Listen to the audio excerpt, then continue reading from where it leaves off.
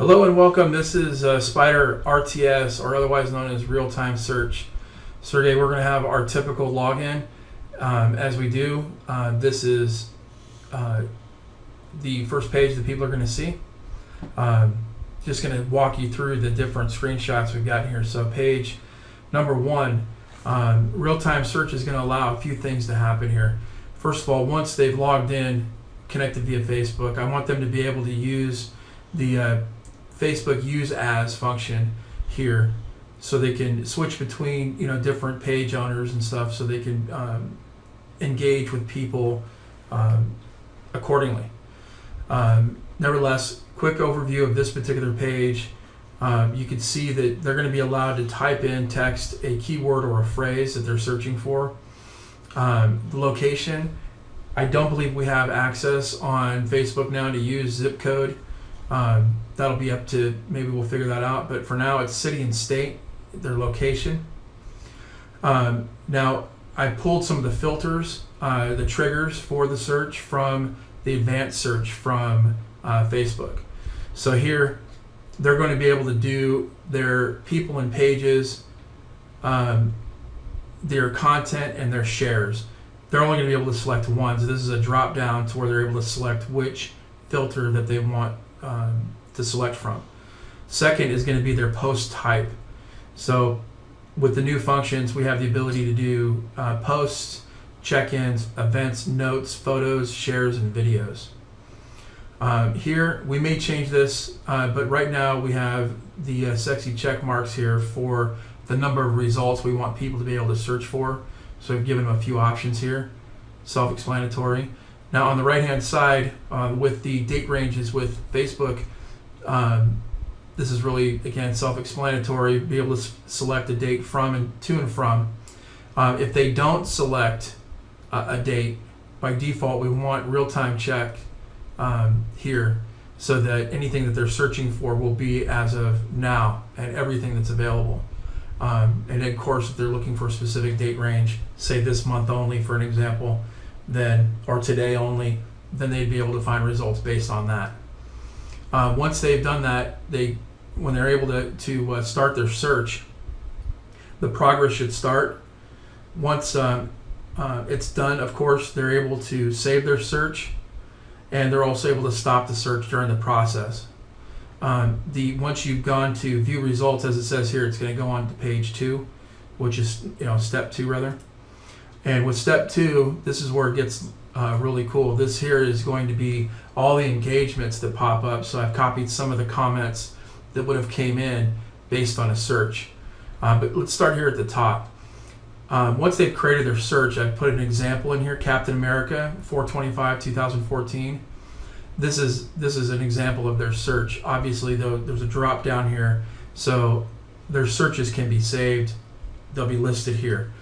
Once they come to this page, though, they're able to see with pagination the different comments that were made based on, or post, basically made on their key term. Now, individually, we want people to be able to engage, and we want them to also be able to auto-engage. So first off, if they want to engage with a particular post, they can do one-offs by simply clicking on the like, comment, share. We would like to add follow and message here, and we do know that this is going to be based on security. So if this particular person doesn't have that, has the security set to not allow this, then it won't be available to them.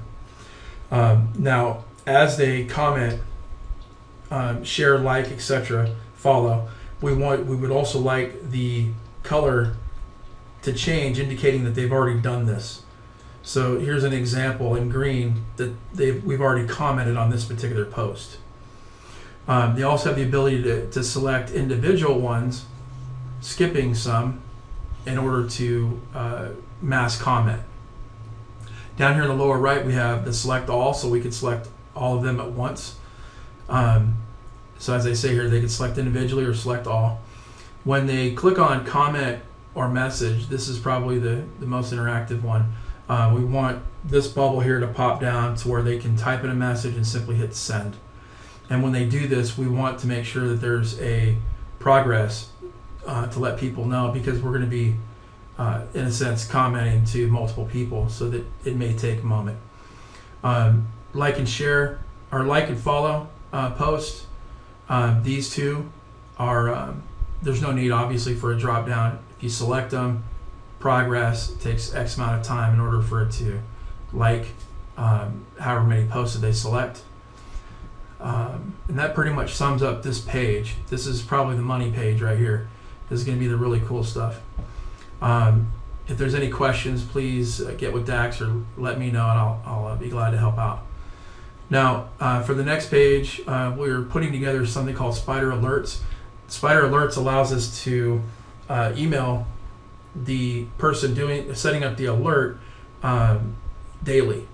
So if there's an alert that happens today based on a key term that was searched, you'll be notified by email that this happened. And I'm thinking this will happen every 24 hours, that an email can go out. Correct me if I'm wrong. So what we have here is a spyder alert set up to what email we want the alert sent to, what's the key phrase that we're going to be wanting to be alerted about. So say they wanted to be notified anytime their company has been mentioned, as an example. Here, obviously, we have self-explanatory date picker, so that we can set up the alert for X number of days, X number of months, etc. An example of the scheduled alerts that once they've created one and saved it, it'll pop down here just showing what alerts they have. Again, the key term, the email that it's going to, and the date range, and the option to delete it. There's no need to give them an option to modify it. They can simply delete it and recreate it. So that's pretty much it on this. What I'd like to see is an alert in the bar over here on the right, on the left-hand side, letting them know at any given time that there are X number of alerts waiting for them. I think that'd be kind of cool for them to be able to see that live. So lastly is the simple export UIDs. So from the saved searches, we want to be able to select the saved search. An example here, Captain America 425 2014, and then there'll be whatever else they have saved will be in the drop down. Start export, stop export, and we'll obviously download in our CSV format so we can use everywhere.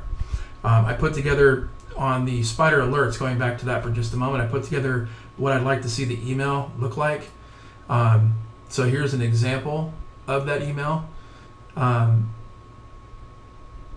of, again, self-explanatory here. Whatever keyword they've got in the alert to show that number of results, and a little reminder, hey, you don't like this alert, log in your spyder account to change it. Simple. Again, if there's any questions, please get with Dax or let me know. This is Frank Ackerman. I'm out.